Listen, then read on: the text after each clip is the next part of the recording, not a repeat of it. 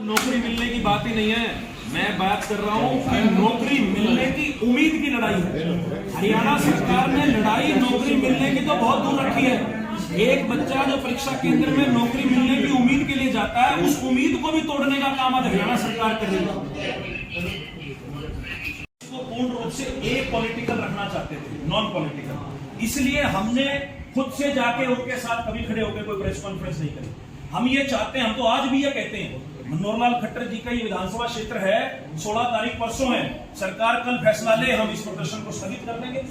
हमारा मकसद है कि विद्यार्थियों के साथ न्याय हो, विद्यार्थियों को 3.5 लाख बच्चों को पेपर में बैठने का मौका मिले। इसके अलावा हमारा कोई और नहीं। अभी कुछ दिन पहले भाजपा नेता का बयान आया था जिसमें रोजगार की बात होती है, नौकरी की बात होती है। कांग्रेस के ऊपर कांग्रेस राज में जो नौकरी की जाति, जिला और जेल में पैसे नहीं। इस प्रकार की फजूली बात करना बीजेपी का काम है। इन्हीं की सरकार में एचएसएससी के दफ्तरों में 1.5 करोड़ रुपया मिल रहा है। कौन सी ऐसी भर्ती है जो हरियाणा में पूरी हो रही है? जान करके भर्तियों को कोर्ट में लटकाया जाता है, भ्रष्टाचार की भेंट पर चढ़ाया जाता है। और आज में जो एक कौशल रोजगार निगम चला हुआ है, इसमें ठेकेदारी पर हरियाणा सरकार नौकरियां बांट रही है। 11 महीने में किसी बच्चे को यह भी भरोसा नहीं कि 11 महीने बाद नौकरी में रह पाएगा या नहीं। इस प्रकार के लोगों की बात को कोई गौर करने की जरूरत नहीं है। आज मुद्दा सीईटी का है। 3.5 लाख बच्चों की उम्मीद जो है पेपर देने की, उसकी लड़ाई हरियाणा युवा कांग्रेस में। आज की प्रेस वार्ता हरियाणा युवा कांग्रेस की आयोजित हुई है, उसमें सभी आप पत्रकार बंधुओं का, छायाकार बंधुओं का, इलेक्ट्रॉनिक के सभी साथियों का जो है मैं धन्यवाद करता हूँ कि आप सभी हमारी आवाज़ को प्रदेश की जनता तक पहुँचाने हमारा सहयोग करने यहाँ पहुँचे हैं। आज की प्रेस वार्ता का जो विषय है वो सीईटी को लेकर, कॉमन एलिजिबिलिटी टेस्ट, जो पिछले कई महीनों से हरियाणा के नौजवानों का और प्रदेश की सरकार के लिए जी का जंजाल बना हुआ। मैं बताना चाहूंगा 5 और 6 नवंबर को ग्रुप सी की भर्ती के लिए हरियाणा के अंदर सीईटी का पेपर हुआ, जिसके अंदर 7,73,572 नौजवानों ने परीक्षा दी, जिसमें से 3,57,562 बच्चों ने यह परीक्षा क्लियर की। इस परीक्षा का नाम सीईटी क्वालिफाइड एग्जाम था। सीईटी की पॉलिसी के हिसाब से हरियाणा सरकार ने उस पॉलिसी के अंदर एक ये पहलू रखा कि हरियाणा सरकार एचएसएससी के माध्यम से जितनी भी पोस्ट एडवर्टाइज करेगी, उसके 4 गुना अभ्यर्थियों को ही मेंस परीक्षा में बैठने का मौका दिया जाएगा। हम सरकार की इस पॉलिसी का विरोध करते हैं। मैं एग्जाम्पल के तौर पे आपको समझाना चाहूं तो अगर 1000 पटवारी की भर्ती निकलेगी तो 3.5 लाख में से सिर्फ 4000 बच्चों को ही पेपर में बैठने का मौका दिया जाएगा। इस सरकार में सरकारी नौकरी मिलना जो है वो सपने के समान है, लेकिन आज तो हरियाणा सरकार ने ऐसा माहौल कर दिया है कि आज हरियाणा का नौजवान सरकारी नौकरी मिलने की उम्मीद के लिए भी लड़ाई कर रहा है। क्योंकि जब एक अभ्यर्थी परीक्षा केंद्र में जाता है तो वो इस उम्मीद से जाता है कि उसे सरकारी नौकरी मिलेगी, लेकिन उस परीक्षा केंद्र के बाहर भी सरकार ने उन 3.5 लाख अभ्यर्थियों को रोकने का काम किया है। इस पॉलिसी का हम लोग विरोध करते हैं। मैं कुछ एक सवाल प्रदेश के मुख्यमंत्री मनोहर लाल खट्टर जी से पूछना चाहूंगा।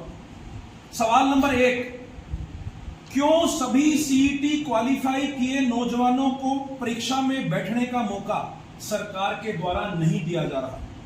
जब सीईटी के साथ आपने क्वालिफाई शब्द लगाया है तो उस क्वालिफाई शब्द के क्या मायने हैं? अगर वो क्वालिफाइड बच्चा अगले पेपर में बैठ ही नहीं सकता तो उस क्वालिफाई शब्द के क्या मायने हैं? ये सवाल मैं प्रदेश के मुख्यमंत्री से पूछना चाहता हूं।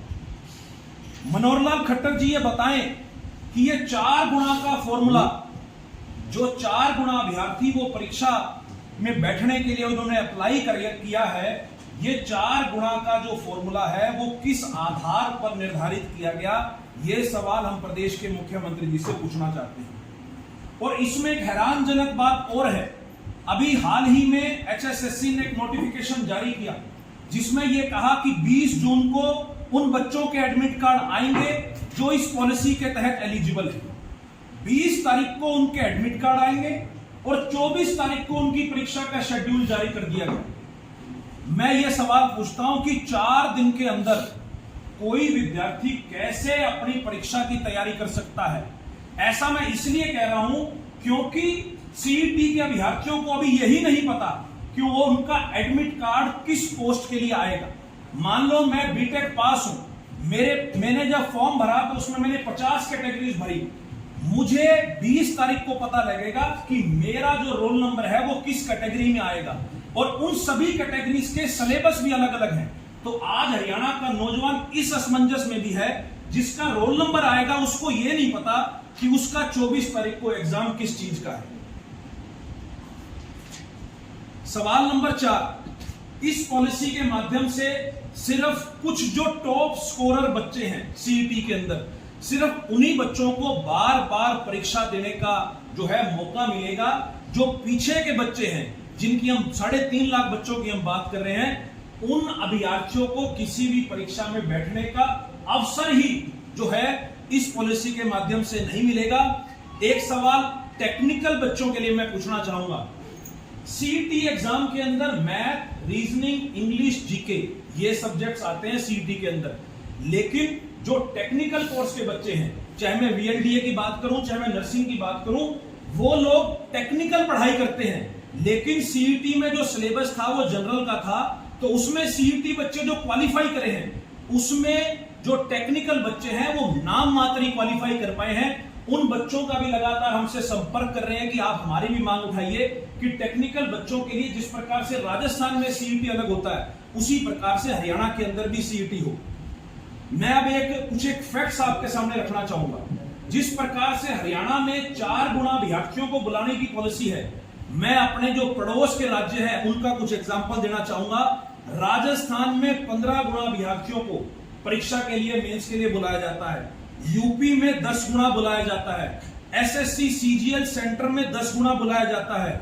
रेलवेज में 20 गुना बुलाया जाता है। लेकिन मैं ये सवाल पूछूंगा कि हरियाणा में ही क्यों सरकार 4 गुना सिर्फ अभ्यर्थियों को परीक्षा के लिए बुला रही है? ये सवाल हम हरियाणा के मुख्यमंत्री मनोहर लाल खट्टर जी से पूछना चाहेंगे। इस मुद्दे को लेकर सीईटी संघर्ष समिति जो इस प्रोटेस्ट को लीड कर रहे थे आज से पहले, उन्होंने लगातार अलग अलग जिलों में प्रदर्शन किए।